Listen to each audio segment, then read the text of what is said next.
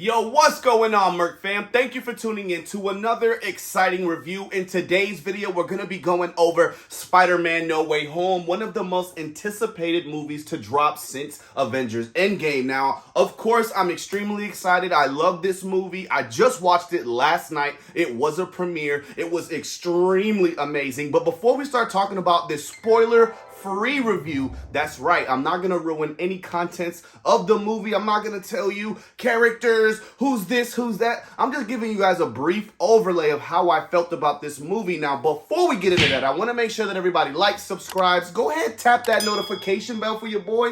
I just want to make sure that when I post my videos, you guys are fully aware. Now, without further ado, let's go ahead and talk about this spoiler-free review, guys. I absolutely loved Tom Holland in this movie. I love Zendaya. Their romance in this movie was a very big staple in the entire, No Way Home. Every Spider-Man movie that we watch, there's always a love interest. You know what I'm saying? Spider-Man is always conflicted with his personal life and being a superhero. And like you guys have seen in the trailer, there is a lot of sacrifices that are going to have to be made in this movie. You know what I'm saying? Like, there's a piece in the trailer where you see Zendaya falling, you see Spider-Man fighting Doc Ock, you see Green Goblin. And what I really appreciated about this movie is that it didn't really depict what you see in the trailer.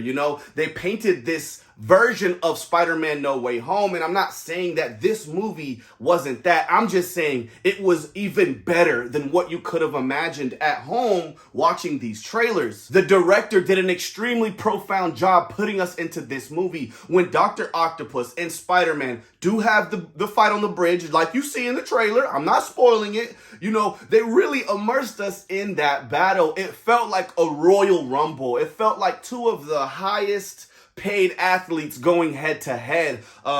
When Spider-Man was fighting, there were so many counters with Dr. Octopus and vice versa. It was a very challenging yet fulfilling battle. This movie really set the precipice of Spider-Man and what he actually stands for. In this movie, all the Avengers are not around. You don't have Iron Man anymore. There's no more Captain America. Spider-Man is ultimately by himself trying to figure out all of these things. And I really believe that that is what separates this Spider-Man movie from the rest. He was very much shrouded and clouded by Iron Man and all of the other Avengers in Civil War, in Endgame. I really saw Spider-Man getting his butt whooped in those movies, and in this movie, Tom Holland really stands up. He really puts his foot down. He really stands for what he believes in, and he doesn't care who is on his side or opposed to his side because he is just doing what's right. The energy in the movie theater wasn't as wild as I was expecting it to be. To be completely honest, it wasn't as jam-packed as I expected it to be. The theater that I went to was a little more pricey. The seats recline, you could lay back, you could drink and alcohol and have a freaking whole meal and shit like that. But I really, really enjoyed it because I was the one starting all the claps. I was the one when I see something, I'm like, woo! I just couldn't hold it back at all. And I think that my energy in the movie theater actually helped everyone have a good time as well. When people were leaving at the end, when the credits started rolling up, I was like, yo, are you new to Marvel? You don't know to stay for the post-credit? And he was like, oh, we just seen one. And I'm like, all right, go ahead.